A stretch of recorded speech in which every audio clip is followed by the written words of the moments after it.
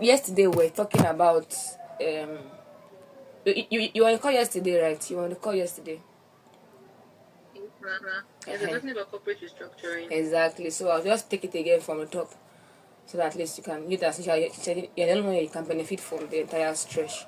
So I said at the first class that we had on corporate restructuring one, we spoke extensively about the internal options. So as a quick recap, I was saying that why the companies restructure. Many times when people see corporate law even at large, we're almost always scared and think that it's corporate law, how will I cope? But to be fair, corporate law, like I said yesterday, is just like cooking indomie. Once you can understand the principle or the underlying principle behind a concept, it helps you to aid your understanding of that concept.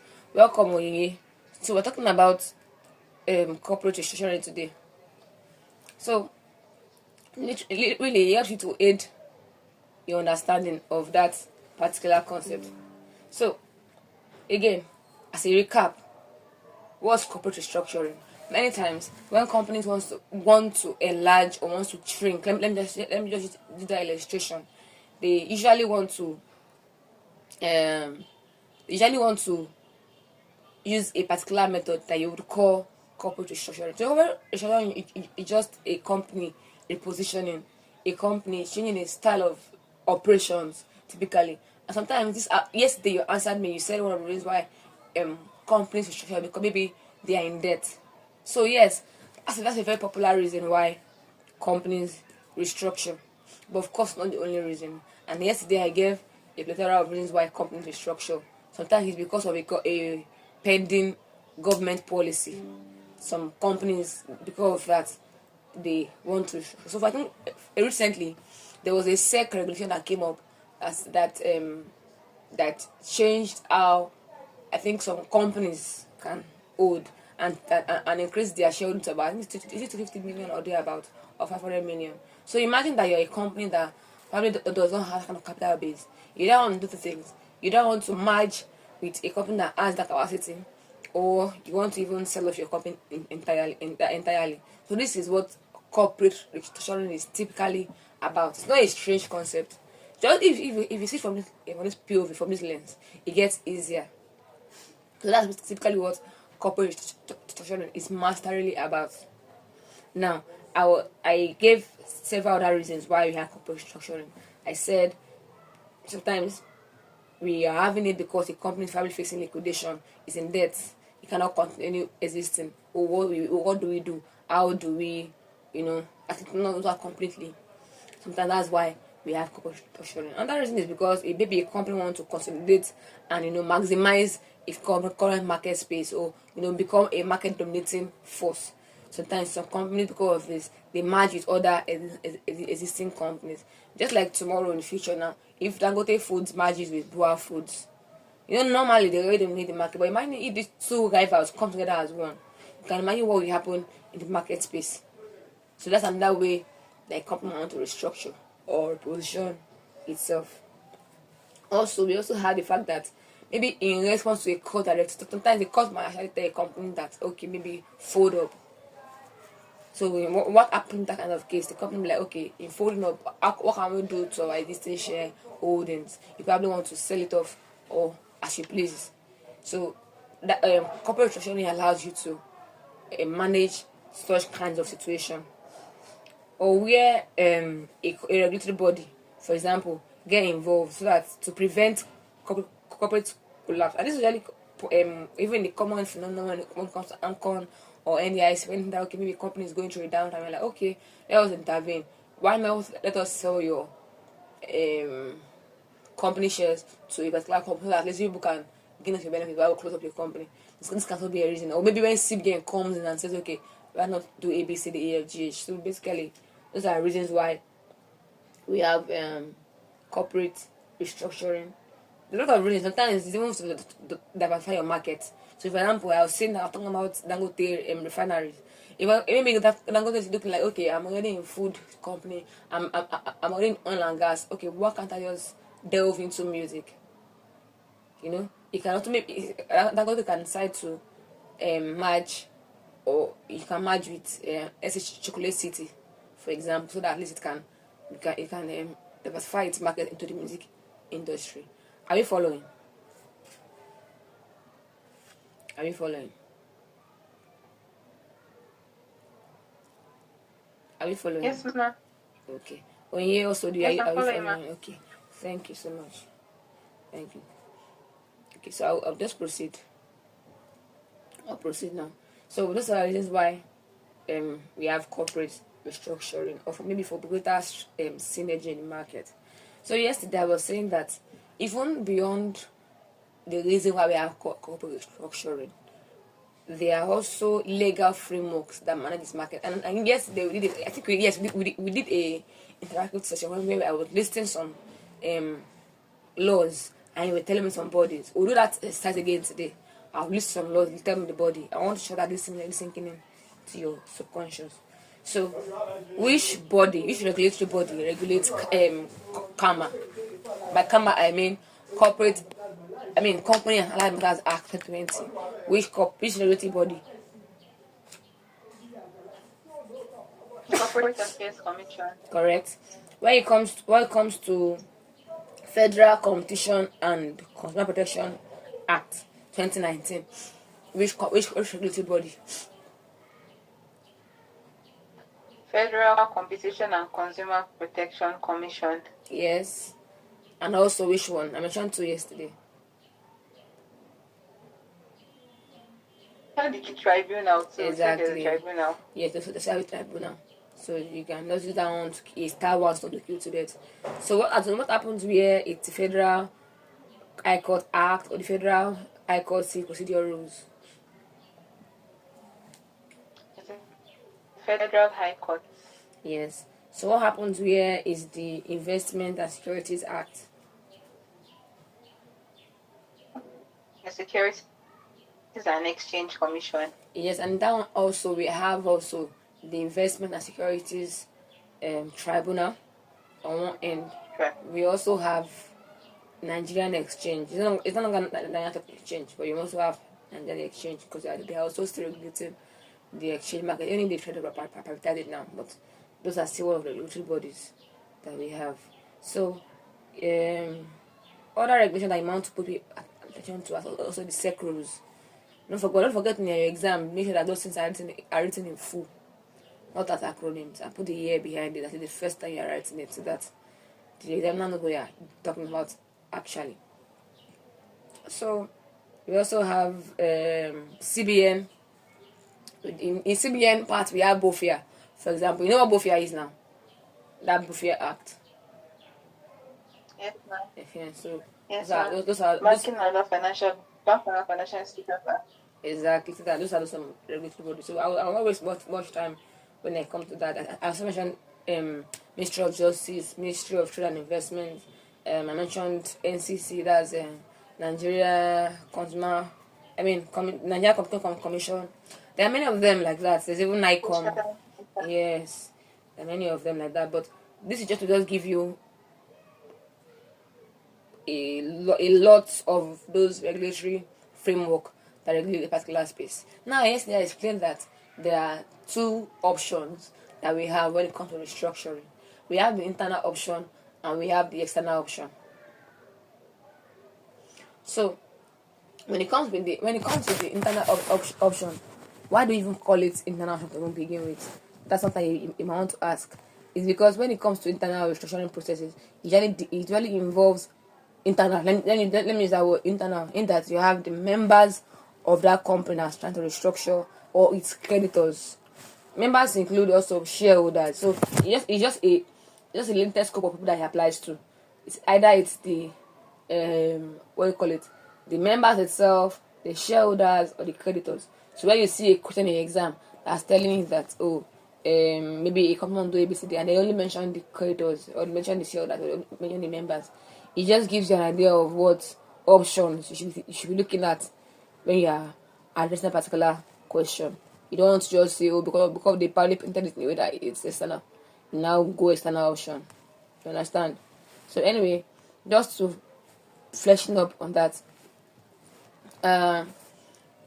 internal options I was talking about yesterday, they are different. There are many kinds of internal options, but don't forget those three fundamental parties. After I explain this thing, I'm going to give you like a rough question so you understand what I am teaching. But until then, let me just take you through the internal options again. Internal options includes agreement and compromise under section 713, 715 of the Constitution, and 7. It also have the agreement on sale. Essentially, this necessarily happens where there is liquidation process anyway. But let me not bore you with those facts. Let me continue.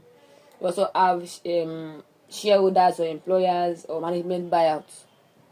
Again, if you are noticing what I'm saying, you might be seeing that you can deduce who the parties are in this instance. We also have share consolidation or reconstruction. We have conversion and registration. We have transfer of shares. We have salary adjustment. We have redundancy scheme or voluntary withdrawal. But all of this, you see one thing in common: they are all internal options. When it comes to external options, usually this is third parties. So, for example, when I was painting a scenario of if Dangote wants to fight a third party market, in that kind of situation now, your mind should be thinking of what external options. But where is the situation where maybe it's just the shareholders adjusting their rights or their obligation in a particular company? We are looking towards the realm of internal options. Or where is the situation where the creditor is told to convert his debentures, that's the money he borrowed the company, into a share holding? That you're looking towards the realm of what?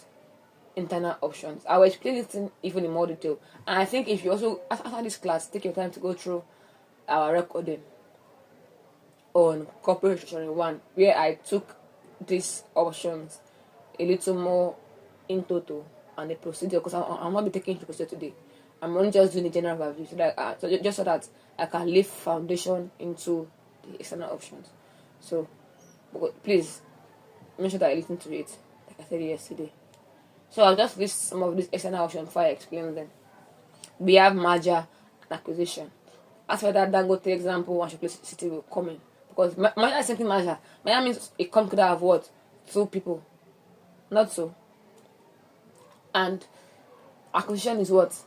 You probably buying a stake in the company or acquiring all its shareholding. So don't overcomplicate some of these terms. Sometimes some of their wordings are telling. When you see much about management is coming together, so when you're writing your exam, if you see that the question is asking you to merge, that's what it simply means. Here, don't, because it's corporate law, think they're asking something abstract, something very scary. Also, we have takeover bids. We have purchase and assumption. I will explain all those things as we go on. We also have management buy-in. We have cherry picking, and we have external restructuring. But anyway, let me quickly explain some of these internal options again before I rush into the external ones. But again, don't forget, take your time to listen to the first class that we had on this so that you can see how I explain the procedures, because that's something that you cannot escape in your exams. So are you with me before I continue? Yes, ma'am. Okay. So far, do you understand what I've been saying? Yes, I do. Okay. Onyinye, are you also with us? Yes, I am. Okay. That's good. So just if you have any questions as you progress, let me know so that I can pause. I'll come again. Okay, so I'll proceed. So yesterday I was taking you through some internal options. We have the agreement and compromise. It just agreement and compromise just simply means if just from the word, when you make an arrangement in a way that you have to compromise.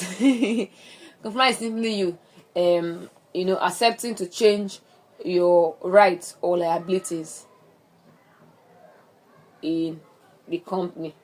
So generally the command doesn't really like make an express definition of arrangement, but it gives for compromise, wherein it says that compromise is an arrangement by a company with creditors or shareholders and a class of them to accept less than what they ordinarily are entitled to as full satisfaction of their obligations. Again, if you look at this definition, it tells you that it limits the scope of what shareholders, members, or creditors. And again, it's typically saying that they have to change their right or obligation in that company. That's how you know what the question is asking you. So this, I'm trying to use a security bit, explain to you what these concepts are, and explain to you how to address them, how to know that they are talking about a particular option in your exam. So you are seeing a position where the question is asking the person to change a position. So, for example, if I tell a creditor to change his rights in that company, which is usually a debenture, into a shareholding, what does that tell you? It's telling you, it's leading you to the realm of what? Arrangement and compromise. Where I say, okay, shareholders in the company, okay, changed from being preference shareholders towards being ordinary shareholders. All of that to tell you they are changing right in that company. That's also what a arrangement and compromise situation. So some of the questions are very, very telling when you see them. Also, what happens where I say, okay, let's vary the right attached to a class of shares. If you should not carry a particular weight anymore, it tells you what option you are delving into. You are going into what? An arrangement and a compromise. Also, where you are telling preference shareholders that, okay, although I know that you've already accrued a particular percentage of dividend, but because of how the company situation is, can we please adjust A, B, C, D, E, F, G, H? Amy, you are telling them that they should accept what? Less than what they deserve. What do you have here? You also have an arrangement and compromise situation. So if you see the kind of person in your exam, let your mind just flag it that, okay, what they're asking me here is an internal option, and another internal option they're asking to go to a what? Another compromise. So let's try. I'll ask the question you want to answer me. Where you are persuading a preferential shareholder to convert their shares to ordinary shareholdings, what are you saying here? What's the option?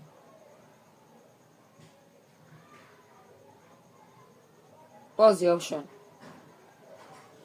Where you are? Arrange and compromise. Thank you very much for you. Okay, what about where you're negotiating with a preferential shareholder to reduce their fixed rate of dividend?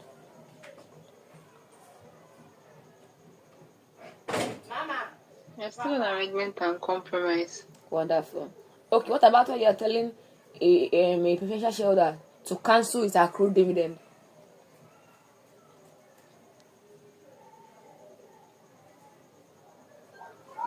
It's an arrangement and compromise. Exactly. So I'm just doing all of this so that it just give you the different situations that this kind of thing can come up, so you not be caught up at any point in your exam. So fundamentally, when I compromise means to change your rights and abilities in a way that you don't deserve in a company for sustenance. So there's a procedure for this. But if you look at that voice note that I shared on YouTube, I'll make the link available to you again. You will see how I took this procedure in detail. So I want you to go and listen to those things after today. I'm not going to take you through it to the core of our time. So with that said, Sorry, please. okay. Which voice note? Which?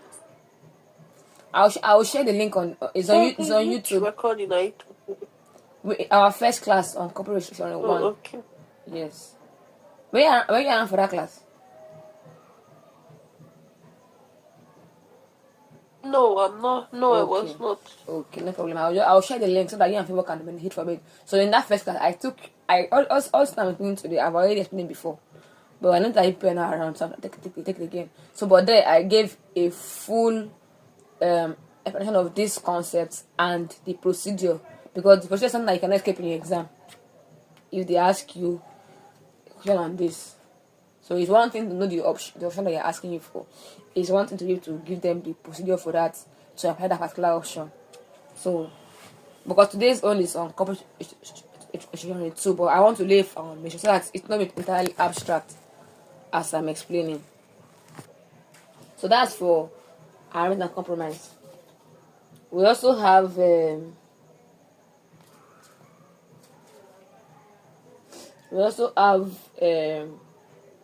arrangement on sale.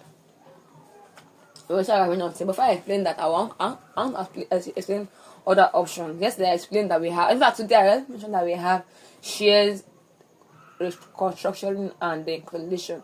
This means maybe you are adding your shares together. Maybe you are adding your shares together, and probably dividing it among several members than they are originally entitled to. Or you cancel some entirely, some of their shareholdings. What you're having here is an internal option called share reconstruction and consolidation. Also, you may have a situation where you increase or you reduce share capital. This is also an internal option. But when it comes to the increase, it means that you're probably increasing a company. It may be a company is facing a financial difficulty.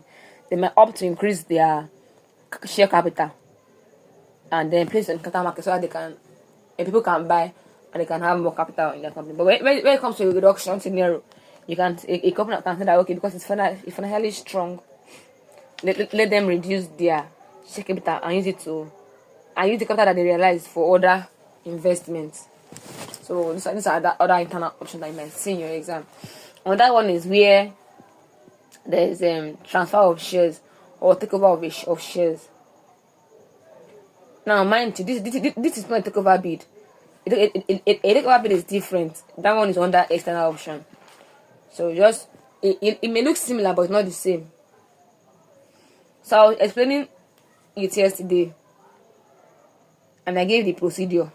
So when it comes to takeover of shares, it usually happens where a company is probably transferring its shares to another company.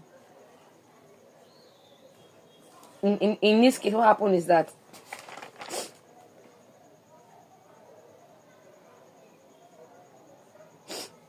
in this case, what happens? Sorry. In this case, what happens is that there's an offer from a transferee company to a transferor company.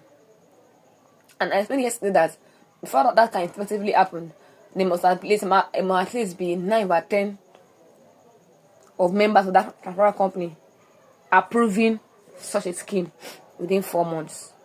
So on one hand, I explained that it's an offer. On the second hand, there must be an approval of that scheme by at least how many percent? How many percent of members?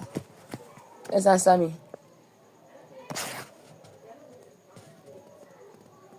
9%. 9 over 10%. So that's like 90%. Think about it in one sense, curious. Yes. So you must have at least 9 or 10% of members of the transfer company approving that scheme within 4 months. Now,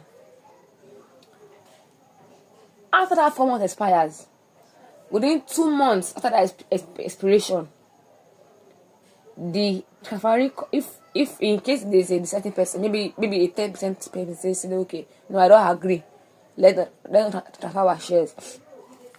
The transferring company can give notice to that person that desires to acquire his shares in a prescribed manner. So that's after 2 months after the 4 months duration. But where the dissenting shareholder does not apply to the court within 1 month, and the court orders same, we assume that he has already agreed. So unless the dissenting shareholder applies to the court and the court orders such in 1 month, the transferring company is bound to acquire those shares of the approving shareholder. So they assume that okay, they all agree, and then the company on board can now take all the shares that they want to get. But when there's no dissenting shareholders, there's no court order that after that 1 month period, the transferring company cannot issue a notice to the transferor company and an instrument of transfer executed on behalf of the shareholders. Do you understand this option? You understand it? No, ma'am, please. I'm sorry, please. Can you repeat the part about the 4 months and the 1 month? Okay. So I was saying that first of all, you get an offer from a transferring company to transferor company. I'll call it A and B. Transferor company is A, transferring company is B. So there's an offer from the transferor, that's A, to B, I'll come and get our shares. However, for A to validly do this, at least 9/10% of its members must agree and approve such an arrangement within 4 months. So, where there is that arrangement and 4 months has already elapsed, 2 months out of 4 months period that have already elapsed. Are you following? Are you following? So I can continue. Okay. 2 months after that period, that company cannot give notice to any dissenting shareholder. Maybe anybody that doesn't agree to come and bring forward this case, they can give notice to that person to come and acquire shares anyway he likes. So where there is no dissenting shareholder, no problem like that. Within a month after that period, the new company, that company B, is bound to acquire that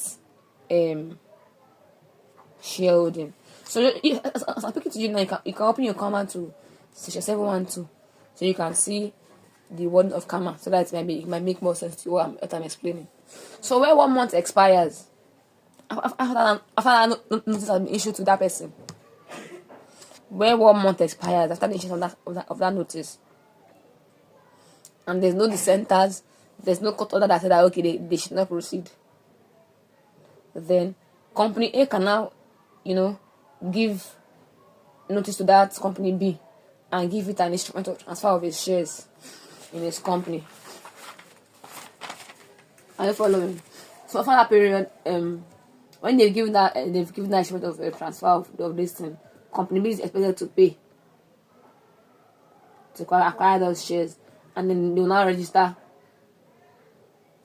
those shares gotten as the shareholders, as the new shareholders.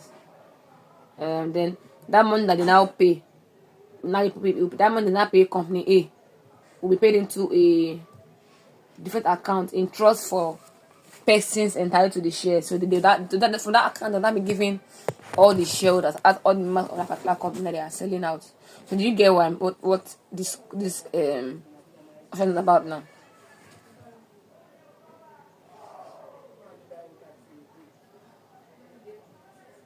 Do you? Yes, I think I get it. Okay. So as a quick recap, again, the procedure is that there must be an offer from A to B. Next, in company A, at least 9/10% of its members must agree to such a scheme within 4 months. Where 4 months expires, 2 months after that period, that's like on the 6th month, within 6 months. So 2 months after that 4 months expires, company A is expected to give any dissenting shareholder a notice so that he can acquire his shares as he likes, as he deems fit.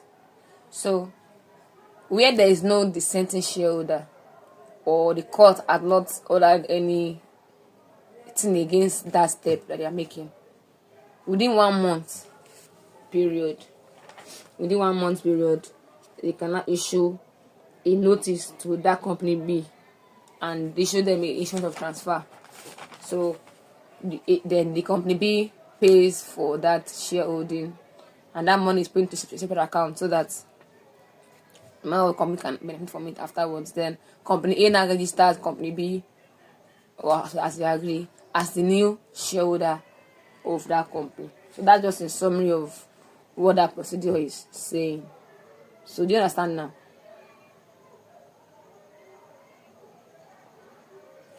You understand? Yes, ma'am. So that's typically what it's about. On the hand of the dissenting shareholders, within that 1 month, they can ask for the remaining shares that they did not agree to, and then just check on that section 713. You see the full procedure. I'll just summarize it. So the referee can shall within 1 month, like I said before, give notice to the holder of any dissenting shares, and then that person can now within 3 months of notice acquire the transferee to acquire he cannot acquire his shares in question. And if the shareholder gives notice, the transferee is bound to acquire those shares or firms under the scheme as agreed or on court hearing. So it's just the thing that applies to the state shareholders when they don't agree to that sale. Because you can go to court and fight, say, no, I don't agree, I agree. But anyway, that's not our focus in this internal options. So now in one breath, I've explained 4 internal options. I've explained agreement and compromise, I've arranged share consolidation and increase and decrease. I've explained transfer of shares. I want to now go to the one that people used to confuse with arrangement and compromise.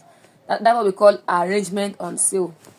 The difference between arrangement and compromise and arrangement on sale is that when it comes to arrangement on sale, it wants to look like arrangement and compromise, but it's different. The difference is that the company is probably going to be dissolved, like is under liquidation. Do you understand? Like one kind of bring an end to the company in some form. Do you get? But a compromise does not have to do with liquidation. On sale. This is what liquidation. Do you understand? Do you understand? Yes, ma. I guess it is, ma. Okay. So again, like I said, in that link I'll share to you, you will see how I explain the procedure, but I'll explain the meaning now. When it comes to arrangement on sale, usually commences with a declaration of solvency by the board of directors. They are saying that they will literally bring an end to the company, and then they now appoint a liquidator to wind up the company before they can now proceed to sell its shares. You get? So they do this by a special resolution where they will say, okay, anyway, I'm already explaining the procedure, but so just pay attention. So I'm saying that the first step is that what the company by a special resolution. So it is actually draft here. Those are a special resolution that they're asking you to do. So the company by special resolution may resolve that okay, they want to financially wind up their company. This what I'm explaining on that section 714 of your karma. So you can follow through what I'm explaining. So they apply to wind up the company voluntarily. In that same resolution, they will also appoint what a liquidator that will manage the affairs of that company in that period. So the liquidator gives effect to that resolution as agreed, and where there's any challenge by any shareholder within 30 days of that resolution, the same shareholder can give a notice to that liquidator and tell him that I don't agree with what you are doing. You get? But when there is no such dissent within 30 days, they will deem that special resolution is binding. So just check that my voice notes I explain the process there in detail. So that's typically what happens under a arrangement and compromise. What happens is that again I will repeat. This is the procedure. Vote it or not, this is the procedure. Member of the company in a general meeting by a special resolution agree for the voluntary winding up of a company and appoint a liquidator. That's step 1. Step 2. In that resolution, they empower the liquidator to sell the whole or part of the company undertaking or asset to another company. So as to pay their shares or debenture, as the case may be, or other interest that they have, so they can distribute same after that sale to a member of the company and can start liquidation. Anyway, step 3. The directors will now make a declaration that a declaration of solvency as the base of members' voluntary winding up. Step 4. The liquidators will now convey a meeting of the shareholders or creditors to consider and approve that scheme of compromise and arrangement. That means this scheme that they are doing. And then step 5, where is the dissenting shareholder? He should make known his position within 30 days, so that he can have the shares purchased by the liquidator at a mutually agreed price or value as he deems fit. So when it comes to determining that value, they will have a meeting and then they can participate, and even SEC can be called upon in that situation. But anyway, for determining the value of such a dissenting shareholders' shares, the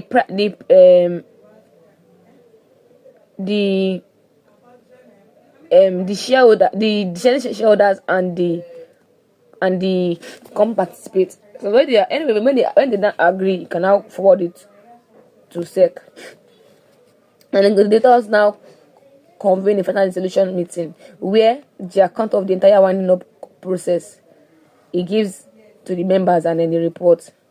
So note that when the mandate is that the liquidator is to sell part of the asset of the company, it is an internal option.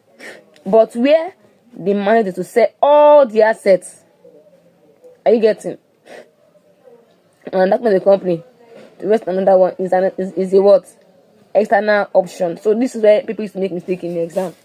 Again, I repeat, where the mandate, that means where the command by that company to the liquidator is that it should sell part of the assets, it is what?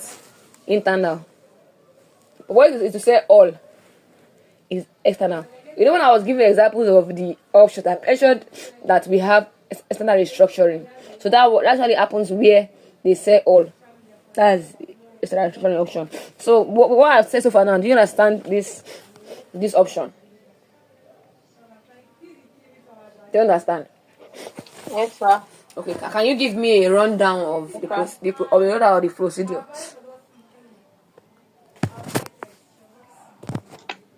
Okay, from what I got, the first thing is that the members of the company, they pass a special resolution to wind up the company. Yes. Then they appoint the liquidator to sell some of the assets of the company. Yes. Then after that, the liquidator have a meeting of shareholders and creditors. But then they are dissenting shareholders. They have to notify the liquidator within 30 days. Yes. That they are dissenting to the sale of the company's assets. Then afterwards, but they also mentioned that there will be a declaration of solvency. That the company can pay all its debts. Declaration of solvency. Then afterwards, then the assets will be sold. Yeah, that's typically what it is. That's typically the procedure. Yes. So there's a declaration of what of solvency by the shareholders as the basis of their voluntary winding up. So that's typically the procedure.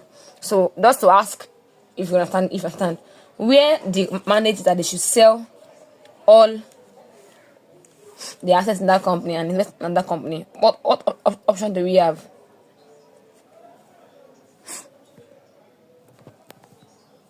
Did you say some? All. Where is all? It's external restructuring. Yes. Where is some, uncle? It becomes internal. Because these things are kind of similar. Okay, now I'll say something. You now tell me that's an agreement on sale or agreement on compromise. So where the company will be dissolved, what arrangement do we have? It's an arrangement on sale. Okay. Where the company will not be dissolved, what do we have? Arrangement on compromise. Thank you. So that's typically the difference between the both of them. So the assets in essence of our liabilities. I'm coming on. So basically, in arrangement on sale, the directors are required to make a solvency declaration. But of course, when it comes to the other one, then they're not expected to. So I think this explains arrangement on sales holistically. Let me give you another teaser. Which of these arrangements? Onye, this is for you. Onye, are you here?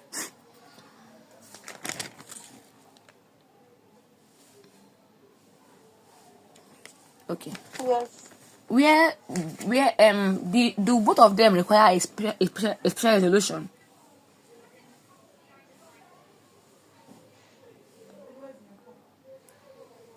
I think it's only the arrangements on sale that you mentioned special resolution. No, both of them, they require special resolution. Actually, they both require special resolution. Yes. So okay. What about this one? Which one might involve a court ordered meeting? Agreement on sale or agreement on compromise?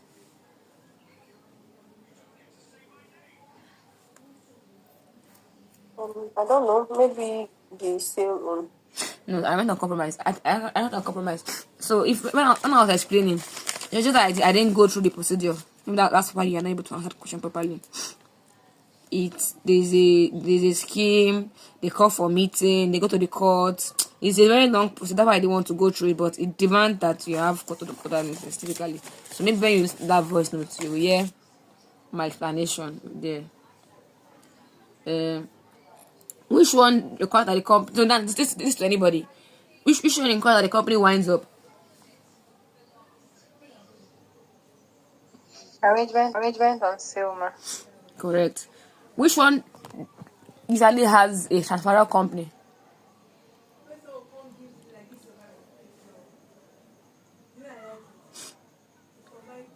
That's a takeover under section 712. So I'm asking between arrangement or sale and agreement of compromise. Okay, arrangement of compromise, yes. No. I'm asking which of them deals with a transferor company. Is it agreement of sale or agreement of compromise?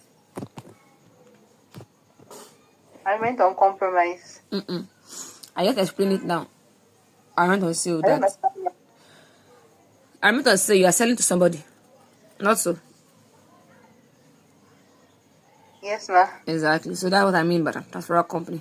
Okay, But yes. I understand the question. I understand the question. It's not the compromise. Exactly. Yes, that's the still. Because compromise is still an internal option. I'm even although I'm not also international, but one of them requires that you're into a transferor company. One, you are just changing some rights and abilities. That's for agreement of compromise. So and again, let me ask the question: which one deals with or involves a transferor company? Agreement on sale, agreement on compromise. Arrangement on sale. Correct. And finally, which one mandatorily involves the sanction of court? I answer this question.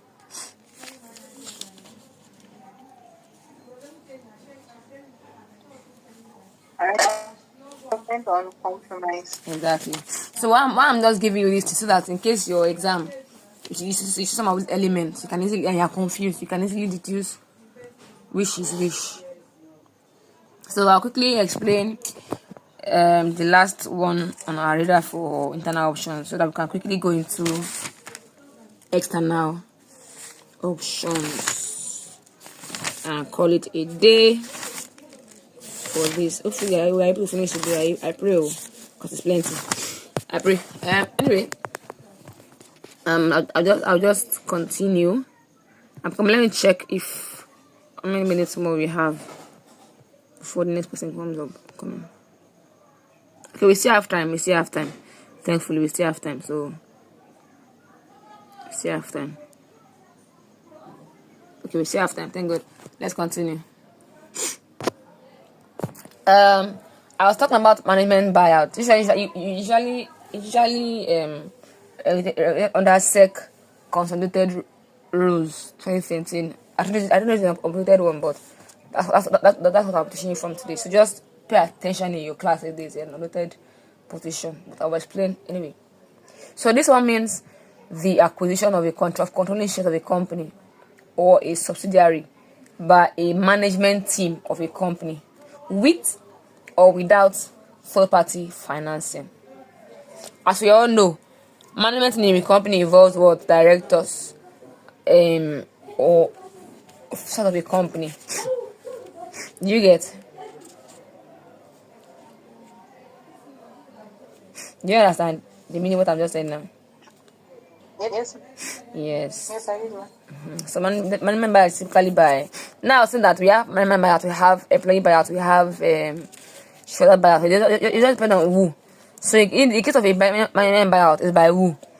It's by the management team. You know, they buy the controlling the this is the action of the management team. By management team, sorry, of controlling shares of that company, with or without third-party financing. And the management team usually involves directors or officers of the company who may or may not be holding shares in that company, but who, after they acquire the controlling shares of that company, make it their own, rather than allow the company to dissolve or be subject to merger and acquisition or taken over by third parties. You get what I mean? What I mean is that, you know that is a company buyout, amendment buyout is that instead of you to say that you want to dissolve the company or you want to sell it off to third parties, the management team of that company will buy the controlling shares and make it their own.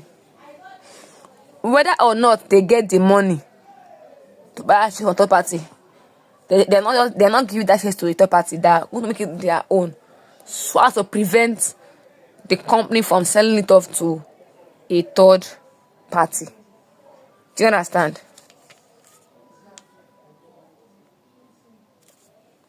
Do you understand? Yes, sir. Where is the case of an employee buyout? The employees can decide also to buy the share of the company because of their job. So they can pool all their salaries together and buy out the management of the company. Do you understand?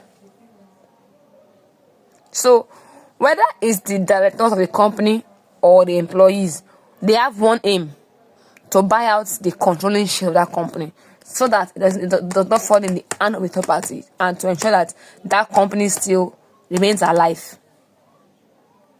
Do you understand?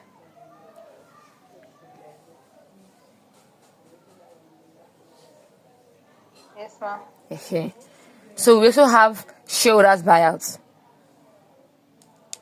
So what happens here is that existing shareholders might also want to partake in the process so as to strengthen the company, especially when the company is going through a downtime.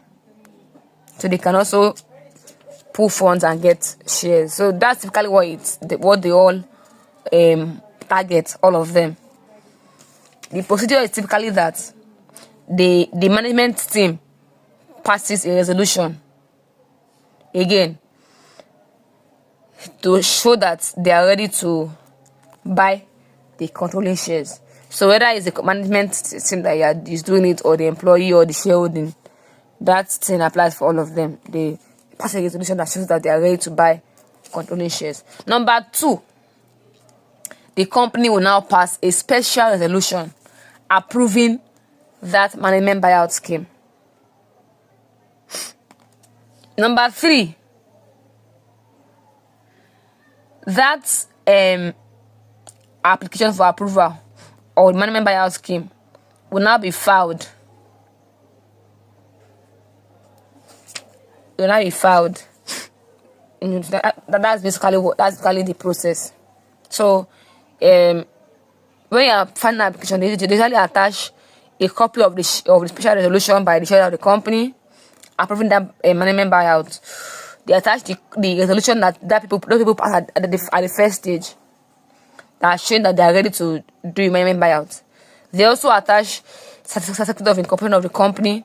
They attach the MEMAT, that's your memorandum, and article of association. They also attach at least 2 copies of prospectus that contains the profile of the company, profile of the management team, the objective of the management buyout, and at least 5 years accredited financial statement. And if there's any claim or litigation, they also attach it when they're applying. They also attach sale agreement between the company and the management team that okay, the management team are buying out the company's controlling shares. And if there's a trust deed, they attach it to, or any other document that SEC requires. So they take all of these things and give it to SEC. So do you understand this scheme, this option?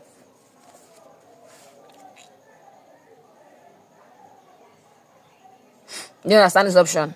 Yes, ma'am. Okay, can we do a quick recap of the procedure? Let's do a quick recap. What's the first step? Okay, so the management team will have a meeting. Yes.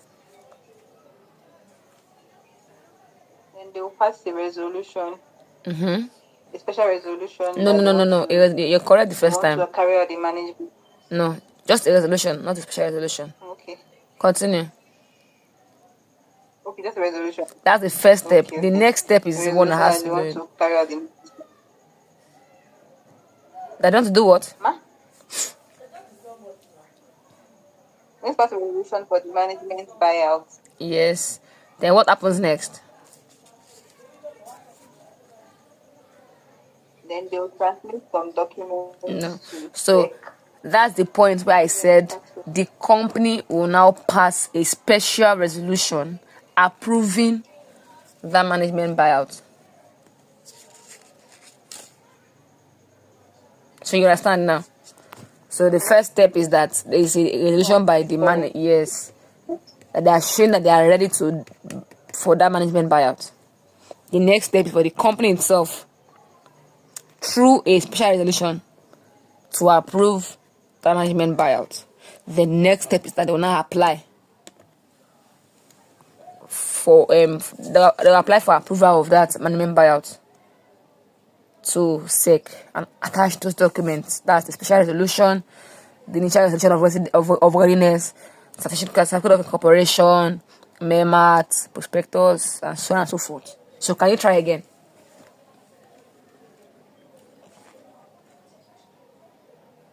Okay. So there will be a meeting of the management team. Yes. And management team will pass a resolution that they want to not take the management buyout. Yes. Then the company itself, the shareholders, they will have a Yes. meeting and they will pass a special resolution Yes. approving that management buyout. Yes. And they will pass the documents to SEC. Documents include the special resolution, certificate of incorporation, MEMAT. I think you mentioned sale agreements too. Yes. And objective of the management buyouts. So they pass documents to SEC. Yes. To be approved. Yes. I think there's also notification to SEC. Yes, to be approved. Yes. Yes. So that's basically what it is. So that's just basically the idea of internal options. So let's talk about ethical issues. What ethical issues do you think that the as a lawyer you might have or you owe your client when it comes to internal options? Just gone through it. Okay, so you can advise your parties on the best scheme. Or should we do a management buyout? Or should we do a transfer on sale? Or should we do an compromise? Oh no, let's not do that one. Let's do agreement on sale. So as a lawyer, you have a duty of competence. You know that this is in the RPC, right? So if they ask you for the ethical issues, it's some of things that you might want to think on. As lawyer, you have the duty to advise the company on the best scheme possible. These things always come out in your exams. But you know that when you're writing ethical issues in your exam, you're not just writing, oh, a lawyer has their competence. No, you have to relate it to the question that they're asking you. So, for example, if they ask a question in corporate and it's ethical issues, you know, if they talk about internal options or, in fact, corporate as a whole, you're just as something of competence is that if you want to relate to the question, you know, say that okay, to advise my clients under rows dash dash dash of RPC in full at first, don't forget, and the year. 2, on the best scheme they should apply for. That way, you've tied the ethical issue with RPC, not just a blank ethical issue. Do you get? So always try to link your. Okay, so I'm saying that if they ask you in exam, for example, some ethical issues, make sure that you tie it to the question that you are being asked. You know, RPC has a lot of ethical issues, or this is that lawyers owe their clients. But you don't just write, number 1, duty of confidentiality. Number 2, duty of competence. Number 3, duty of blah blah blah blah. No, it's going to be too cliche. You're not tying to anything.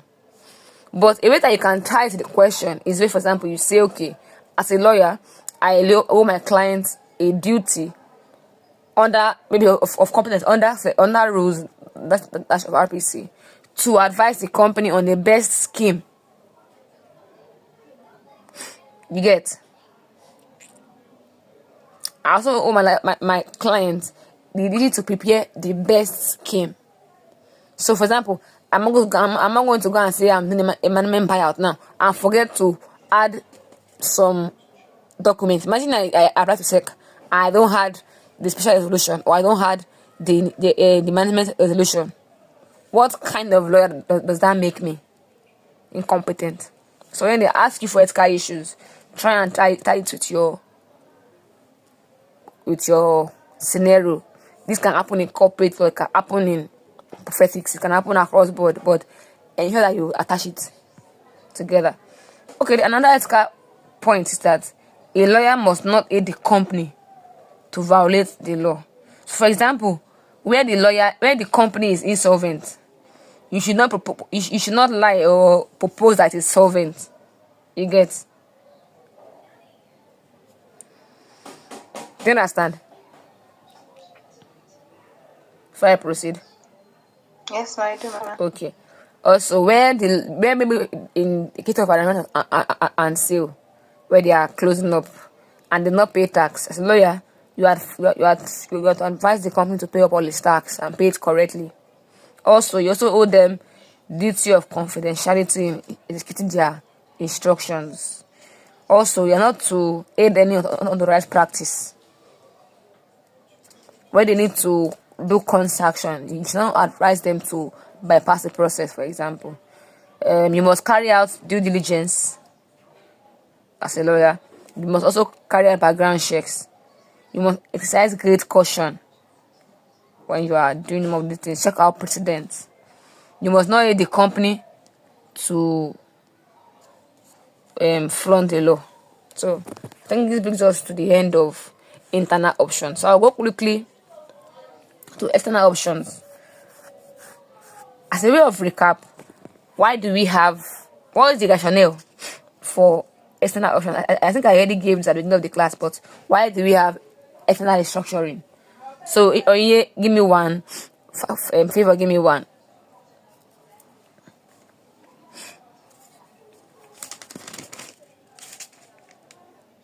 Anybody can come first.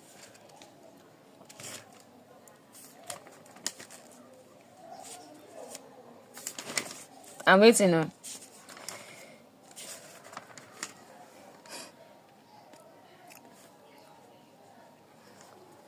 Why do we have external restructuring?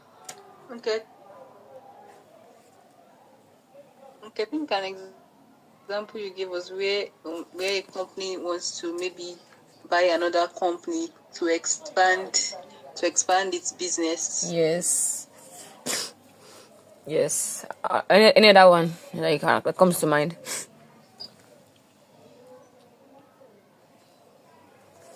To avoid corporate collapse. What do you say? Sorry, I didn't hear you. Yes. Where a company is experiencing debt, yes. Yeah. Or government policy. Exactly. Government policy too. Yes. So again, I'll just recap on some of the external actions that we have. We have mergers and acquisition. We have takeover. Now, we now have company buy-in. You get, there's company buyout in internal, but there's company buy-in in external. We also have we have merger on its own, we have acquisition on its own. They are different concepts too. We also have purchase and assumption. So let me quickly explain. I'll go tell you what merger is now. It's like coming together of two or more companies. And what usually happens here is that usually an acquisition of at least 51% of the shares in another company. And here we have, and anyway, this one is principally regulated under Investment and Securities Act and Federal Consumer Protection Act.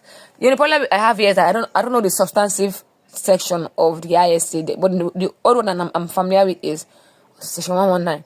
But please confirm the substantive one, because you know that they enacted the new ISA recently, so I don't know if they've changed the section. So please confirm the right section that has to do with mergers. But anyway, the idea is still the same. 51%. So where a person is, if the question paints a scenario where it says that a company or a person acquires 51% in the of a share of a company, what does that tell you? There's been a merger there. Do you understand? So a very relevant section here, like I said it before, is the FCCPC. If FCCPA, I mean. So you can check on that sections 92 to 94, and even section 165 of the FCCPA. But other regulations that they have when it comes to managers also have the FCCP notice on threshold for merger notification. Also, the merger review regulation of 2020, the merger review guideline of 2020, merger review amended regulation 2021. There are many regulations like that. But typically, what happens here is that it's an acquisition of what? 51% shares in another company. And usually, the principal document here for merger is usually a scheme of merger. The scheme of merger. Why do companies merge? For diversification, for synergy, for expansion and growth, to increase supply chain, to increase market dominance, to penetrate the market, maybe because of regulatory requirements. Maybe government say, oh, all companies that are under 50 million shares should no longer operate. Two companies that have 50 million shares can merge together so that they can surpass that regulatory requirement. Another one is because of management. And there are many reasons why you might want to merge. Fundamentally, don't forget why. Now there are different forms of merger. Where it is the same market, maybe say Dangote Foods, we have an horizontal merger. Do you understand? We have an horizontal merger. I mean, on a straight line, an horizontal merger. So where it's a merger between banks, a merger between MTN and Glo, for example, we have an horizontal merger. But where it's the same market, but different level of production. So for example, if Dangote sells cement, and let's say Onyinye Fagbolade Enterprises sells cement sack, where two of those companies merge, the cement company and the cement sack producing company, in that case we have what? A vertical merger. So that means same market but different level of operation, but it's complementary. Do you understand what I mean here?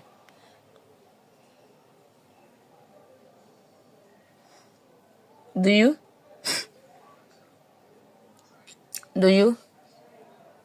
If I proceed, do you understand? Okay, I think I do. Okay. So let me fully get if you understand truly. So what happens where Prudential and Vicky James want to merge their companies?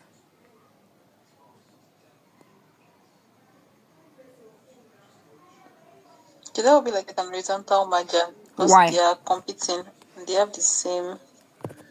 Because they are competing entities and they deal in like similar products. Okay, not because they are competing, but because your second answer, because they are in the same market and they have same level of production. They are both fashion brands, so they have very similar market. But what happens where it is Vicky James and a textile producing company?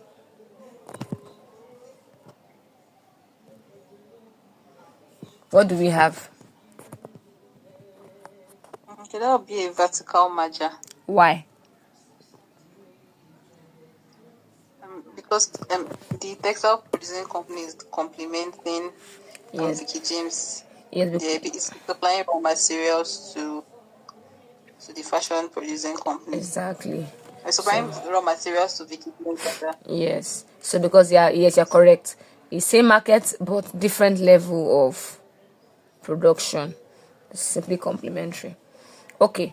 But where we have a fusion of totally unrelated businesses, what maybe if, for example, an insurance company and a food company come together, what we have is what?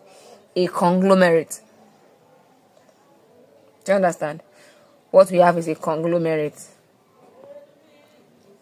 So where Vicky James merges with Dangote Foods, they are not there at all. Not the same markets, they are not the same level of production. What we have there is a conglomerate. So that's typically what we have under mergers. We also have, now I've talked about the forms that you can see mergers, but we also have categories. We have small merger and large merger. What I mean by small merger is usually like above 500 million but less than 1 billion. Do you understand? Above 500 million but less than 1 billion. Where is 1 billion and above? What do we have? We have a large merger. Do you understand? Do you understand? If I continue. Yes, ma'am. The small merger is above 500 million or less than 1 billion. Yes. And if it's 1 billion and above, you come merger. Exactly. So you can see this under the notice of merger threshold by FCCPC under section 1, subsection 1.1, paragraph A. Section 1, section 1.1, paragraph A of the notice of merger threshold by FCCPC. So it gives you the thresholds. And you can also check section 92, sub 4, A and B of FCCPC. So like I said, for small mergers, their threshold is what? It's 500. You already answered me already anyway. You've already answered me, so let me not overflog it. So, let me see what else I need to take you on this particular mergers. Okay, then anyway, they have procedures too. They have, if you are doing a small merger, is a procedures. So let me just skim through because of time, because we have like few minutes left. When it comes to a small merger, the parties are not really required to notify the commission. They're not really required to notify commission, and they can even implement it without the commission's approval, unless where it is expressly required to notify. That's it. They notify FCCPC. That's what I mean by the commission here. And you can find it under section 95 of FCCPA. Please, in your exam, write it in full. I'm just saying it because of. I don't want to be saying the full name. So, but under section 95.3, you will see that the commission might within 6 months after a small merger require parties to notify it of the merger where it believes that merger could substantially prevent or lessen competition and or cannot be justified on ground of public interest. You get?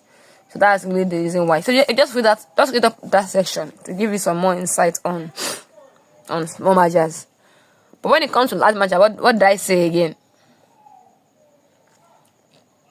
What did I say? It's a threshold.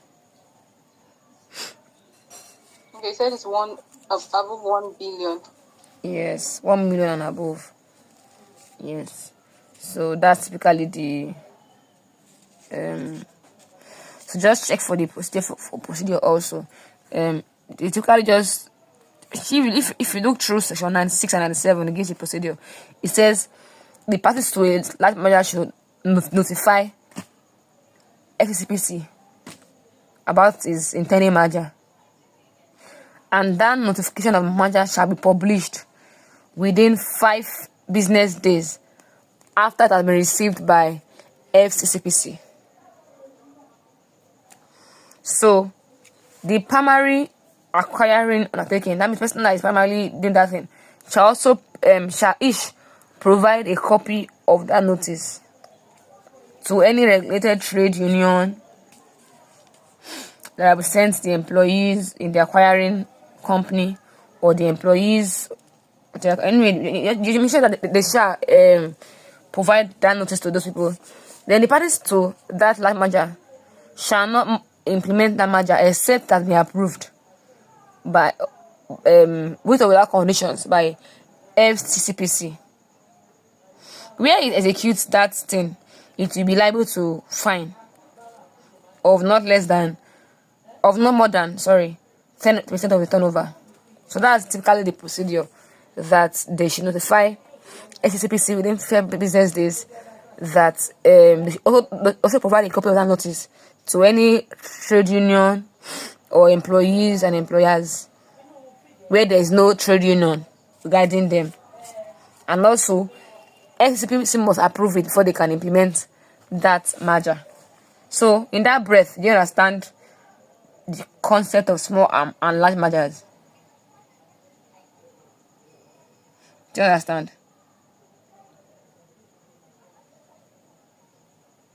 Do you understand? Before I proceed, do you understand?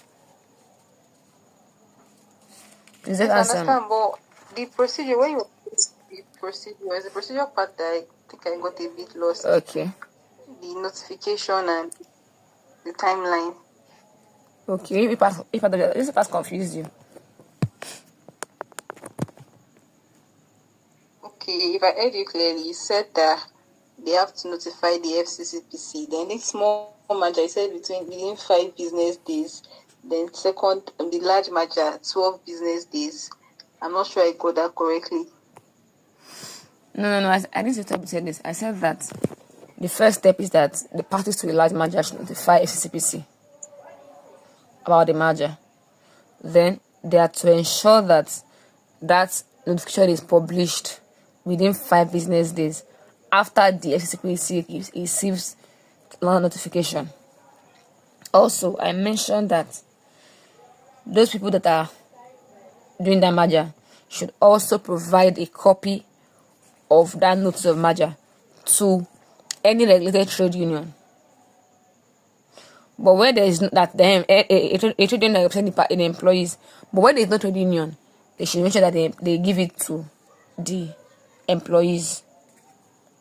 Then afterwards, I said that they must not implement that merger except FCCPC approves it with or without conditions. Where they implement that merger without FCCPC's approval, they will be subject to sanctions. Do you understand?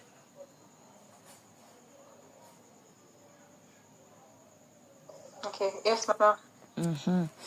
So, where they've already complied with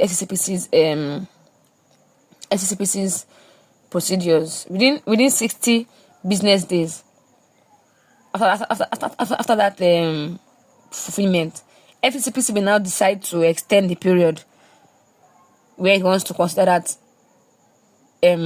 merger. They can extend it if they want, and then issue an extension of notice of extension to the parties. So that one is not really a burdensome area. Let me just not bother you with it. But you want to read this section 97. 1997. So that's typically about large and small mergers.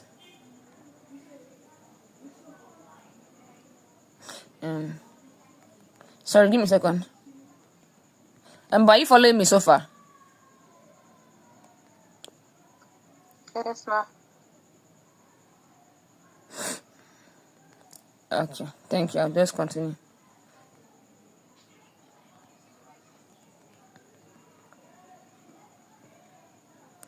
Okay, so that's basically all. There are also some preliminary steps where you are doing mergers. There are some preliminary steps. So you're expected to do a pre-merger notification to FCCPC.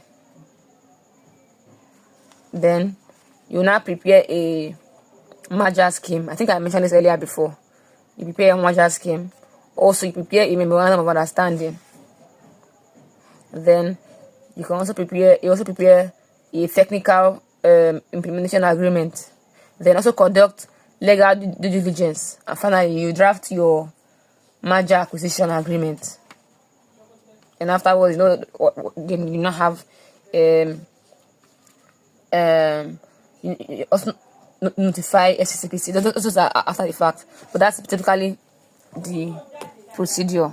So areas that you want to conduct due diligence, usually maybe who owns the company, the accounting records, the director of the company.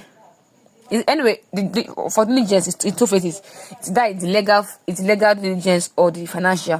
When it comes to legal diligence, you are probably looking at who owns the company, what directors of the company, and the service contract. Is there copy of the license to do business? Is there any change in the sale of the company over time? You look at the statutory books of that company. Look at the dates of a share of that company. Look at all the charges. Maybe they have already owed money to people. Look at all those things that they owe, and then look at the debenture holders. Look at any titles to part that the company have. You look at legal status of the assets of the company. So time to be sure that they've not going to go and borrow money from somebody else. You should look at maybe any other agreement, maybe for the employer and so on and so forth like that. But when it comes to financial, let me pause here. Do you understand the areas where you must conduct legal diligence now? Do you understand?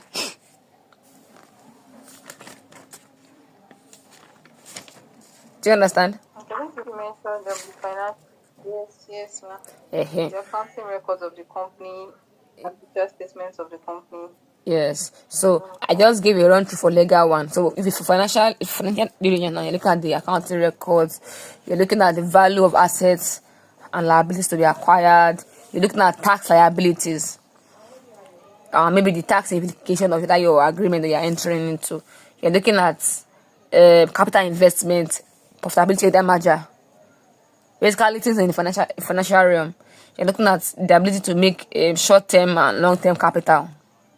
You're looking at product development and competitors. So that's typically that. Anyway, I think I've already explained all you need to understand for what merger is, the forms of mergers, the categories of mergers. Then I'll just again give you a rough run through of the stages. I said that there's pre-merger notification, there's formal application for merger, then there's the post-merger notification of compliance, and then consequential filings with FCCPC, CAC, and SEC. And then you also have post-merger inspection of the merged companies by FCCPC. I'll take it again. You have pre-merger notification. Number 2, you have formal application for approval. Number 3, you have post-merger compliance and consequential filings to FCCPC, CAC, and SEC. Then you also have post-merger inspection of the merged companies by FCCPC. So that's typically all that there is to know. So you can read up more on the procedures. I already explained them before, but you might want to also read up more on it.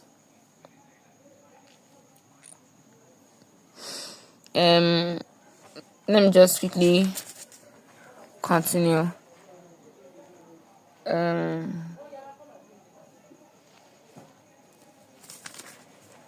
Okay, there's post-merger compliance. Yeah, in this case, you want to.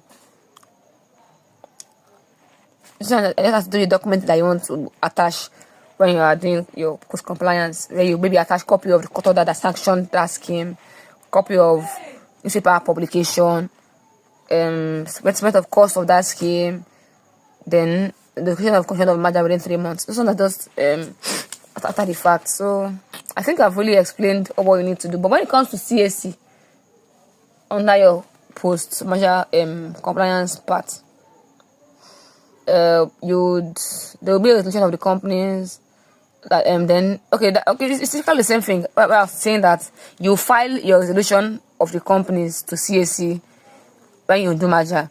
You also file the merger scheme as approved by CAC to see you. Okay, let me take it again.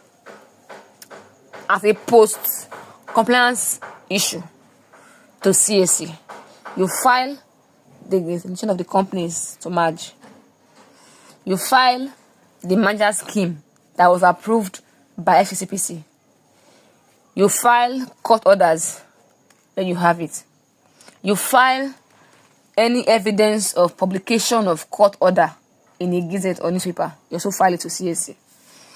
You also file the original classification of incorporation of the companies that dissolved to have that merger.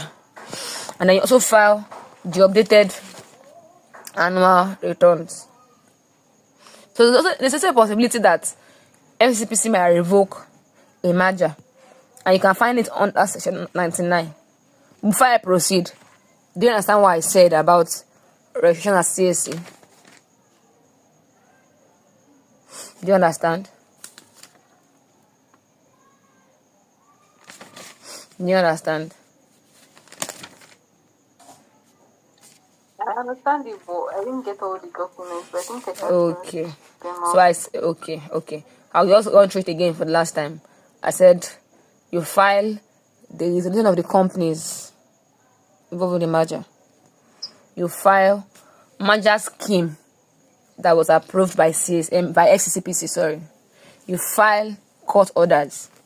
You file evidence of publication of court orders in the Gazette and newspaper.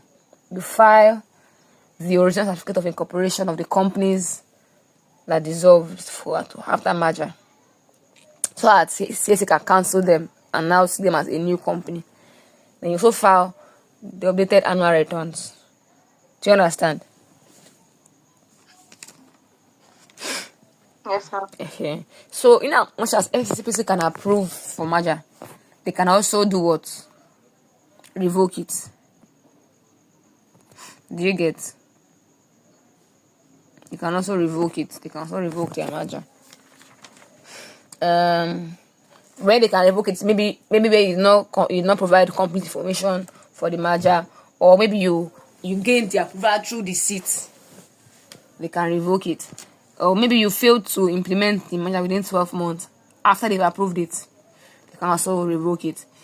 Or when there's any breach of obligation, they can also revoke it. So there are a lot of things. You can also appeal in that kind of situation.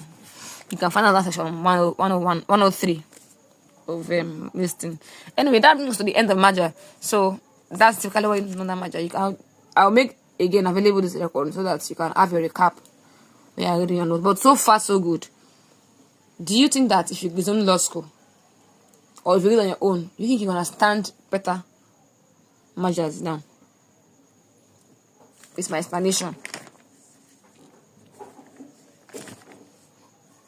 That did get clear, Emma. Yes. Okay. Thank you very much. Yeah, welcome. How about you? Do you think you understand it better?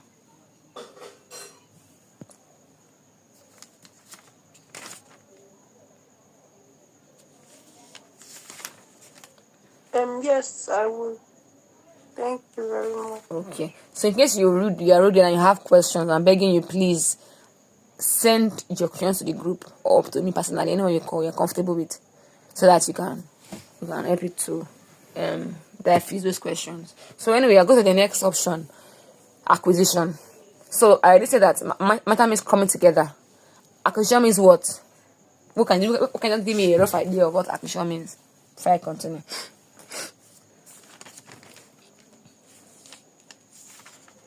What's acquisition? We're almost done.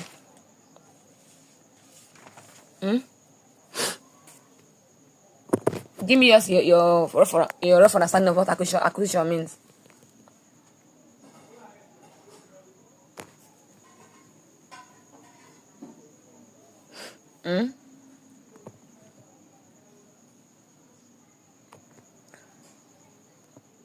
Give me your rough understanding of what you understand by acquisition.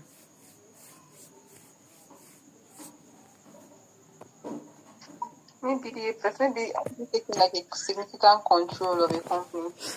Okay. A major part. Yeah. So why merger means coming together of a company. Acquisition means you are probably taking over a company. I mean, it's like you buy, you acquire. Let me just use that rough language. But anyway, legally, you want to say it means the takeover of one company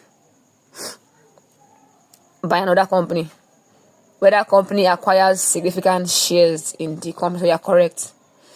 And this is also regulated by SEC rules. So you can look at rules 421, 433 of SEC rules. So what happens under acquisition is that you take up not less than 30% of the shares in another company. So to qualify as acquisition, the threshold of acquisition must be below 30%. It must be below 30%. Unlike mergers that deals with what? 51%. Acquisition has to do with what? Less than 30%. So in this field also, the SEC is also the apex regulatory body. Where you file your expression of interest letter to acquire a company. And when you are doing that, you also file you probably want to use a registered capital market operator as the issuing house or advisor. So there are several documents that you're probably going to file to SEC when you are doing this. The copy of your information memo, your board resolutions of both the acquirer company and the acquiree company, your CAC certified true copy of MEMAT of both the acquirer and the acquiree, where applicable. It's a circular of incorporation of both the acquirer and acquiree, the extracts of shareholder resolution. In fact, the main documents, you check on that section, rules 434 of SEC. There's also some prescribed fees you pay. I let not bore you with them. They are main documents. So that's typically the idea of acquisition. So for mergers, how many percent did I say that you are getting? How many percent for mergers?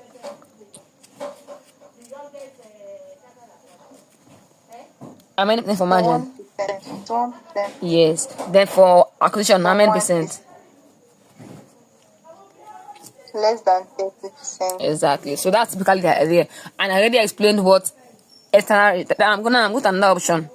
Number 3. We also have, I explained it before anyway. I said that we have external restructuring. When I was explaining company, and I think I was explaining which one. I think I was explaining I went on sale. Here I said that when you buy all, you're having a external restructuring. So that already typically explains this option.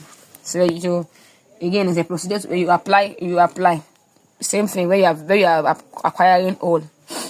You obtain approval, then you file your application for external restructuring with CAC, then seek the order of federal court to convene a court order meeting, and then at that court order meeting there should be a resolution that approves that scheme for external restructuring, which you will now file with CAC for formal approval. So do you understand? You understand? Now, what did you say the name of this one is called? This acquiring all. Is this still under acquisition? No. This is the third one. External restructuring. That's the Yes. external restructuring under external restructuring. My dear, that's how we see it too. Okay. You know when I was explaining that action on sale, I meant on sale, I said where you are buying part of it, it is still under the internal option. But where you are buying all the company, it now shifts to the realm of external. You get? So where it enter that realm, you are going to apply to see to gain approval. You get? So that's typically the process. So do you understand? Yes, sir. Okay, so you just read up on rules 440, 441, 443, then 444 of SEC rules. They may not really ask you these things in your exam, but I'm explaining it because I want you to know everything so that you would have many options to pick from in your exam. The common areas they may ask is arrangement on sale, arrangement on compromise, share, consolidation and construction, mergers, acquisition, and the other one I'll take you through shortly. That's typically it. So let me go to the next option.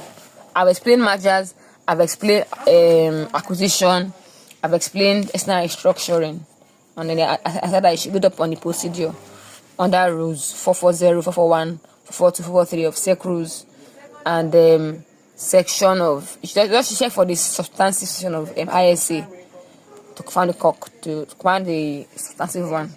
But the next option now we have takeover. Are you people following me? Are you following me?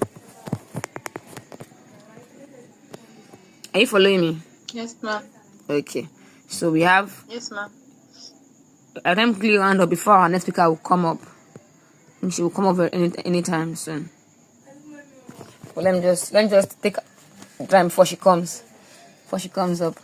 So we also have takeover. In takeover now, it means acquisition up to 30%, but not more than 50%. Now, do you get the logic between acquisition and this one now? Under acquisitions, you have what? Less than 30%. But under takeover, what do you have? Up to 30%, but not more than 50% of the shares in a public company. So do you understand? Do you understand?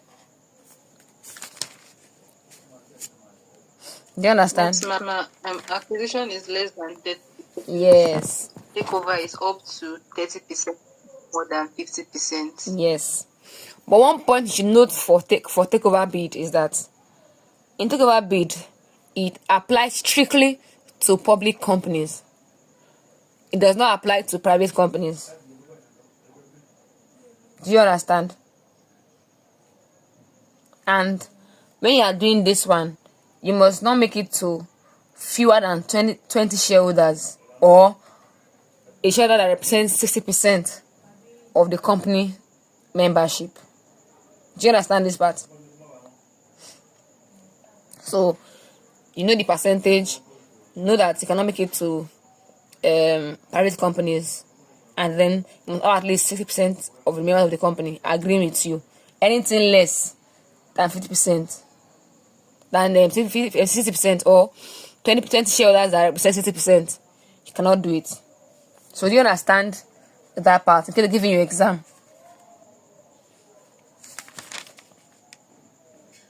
Do you understand? Do you understand? I'm confused about that fewer than 20% shareholders. Then you now say something about 60%. Okay. So, what I said is that you are making it to not fewer than 20 shareholders. You know, shareholders always have a degree of shareholding in a company or membership in a company. So where the company is maybe, if you give 20 shareholders and they're not up to 60% of the members of the company, you cannot make it. So if the company has, let's say, 50,000 shareholders, and they make the percentage that is not up to 60% of the members of the company, you cannot make a takeover bid. So to reiterate, it means that you cannot make a takeover bid to fewer than 20%. Sorry, let me say it again. To fewer than 20 shareholders that represent 60% of the company membership. Again, you cannot make a takeover bid to fewer than 20 shareholders. 20 shareholders, not percent, 20 shareholders representing 60% of company membership. Do you understand now? Do you understand it better now? Yes, kind of. Okay, so I'm saying that I'm coming. Give me a second. Let me try and see if I can.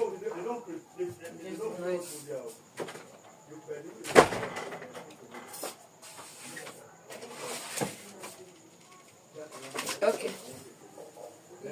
Sorry. So I was saying that when you're doing a takeover bid, you make it to public companies and not private companies.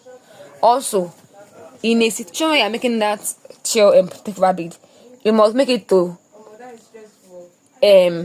people that represent at least 60%. So in a situation that we are making it to 20 shareholders, those 20 shareholders must represent 60% of the company membership. Do you get? Yes. So why I say this is because sometimes in this company, maybe they are not 60, they are not 20 members. Maybe it's more than that or it's less than that. But those people that are making it to represent 60%, and here you can proceed. But why those people that are making it to the shareholders their shareholding do not their numbers do not amount to 60% of members in the company, you cannot make a takeover bid. So if they are 59% of now of the company, you cannot continue. They are 59.9, you cannot continue. But they are up to 60% of the members of the company, you can now what? Proceed. So do you understand now? Yes, so it has to be like 60% of company membership. Yes. Basically. Yes. So that no matter they ask you exam, just make sure that you're calculating it in that percentage. So if we have a company of 100 members and they make it to, let's say, 60 people in that company, you know that, okay, logically it arrives at what? 60% of the membership of the company. Do you understand? Yes, I do. So now I want to do a teaser before I proceed to the next social media option.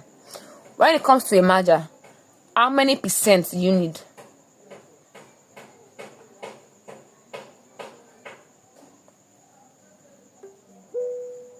When it comes to a merger, 51%. good. When it comes to acquisition, how many percent?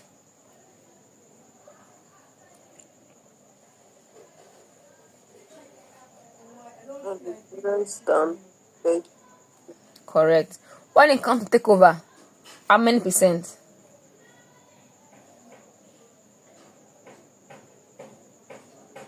More than 10, but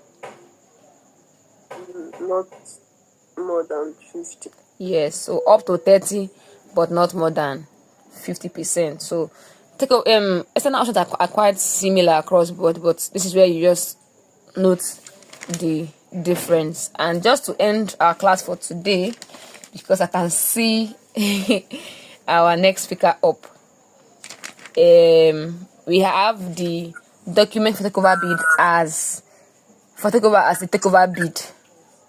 A takeover bid, what you're going to use for takeover. So just read up on that, and just to end this class totally, because we have come to the end of corporate restructuring 2. We also have, sorry Mary, let me just take a few minutes of your time. We also have purchase and assumption. That one always happens with a moribund company. Maybe a company is already like at the stake of ending. That's what you call a moribund company. As that is undergoing dissolution. Do you get? So this external option happens to a moribund company. So your exam asks you, if in fact anytime you see your exam they put moribund company, know that they are referring to a what? Purchase and assumption. So it means acquiring the assets of a moribund company by a LD company. Then that LD company now assumes the liability of that moribund company with a view of turning it around. So the aim here is to rescue some of the investment of that moribund or failing company. Let me put it like that, failing company, and to reduce the losses occasioned. You get? So where a company is going through dissolution, this is really the best option. And you can see examples where UBA took over Trade Bank PLC, where EcoBank took over All State Trust Bank PLC. The aim is just to, sometimes it happens through where there's a judicial sale of that company's assets. And the legal instrument here that they use is a deed of purchase and assumption, that the parties and the resolutions, the parties execute these instruments, and then the resolutions in that company approves such a transaction, and they now apply to Federal High Court that for that purchase and assumption to be sanctioned and approved, so that all the liability of that company is not taken over by the new company. And then we also have cherry picking. That's the act of choosing or taking the most important or profitable item in the company. So where a company, unlike purchase and adoption, where you take everything of the failing company, in cherry picking, like the name depicts, just pick out the one you think you want. So if company B is saying company A is failing, company B says, okay, I want to take only ABCD because I think that's where I will gain from. So that's just the difference between cherry picking and purchase and assumption. But both of them applies to failing companies. It's just the circumstances that just determines. So you pick out where you want to do on cherry picking, but purchase and assumption you pick all. So in cherry picking, you're allowed to pick what you want. So that's typically goes to the end of corporate restructuring, and I hope that you can, like I think I already gave you healthcare issues, so that's how you can do them out before. So I'm not going to bore you more on that because we already have the next speaker on the line. So thank you very much for this class, and I yield the floor to our next speaker. Thank you.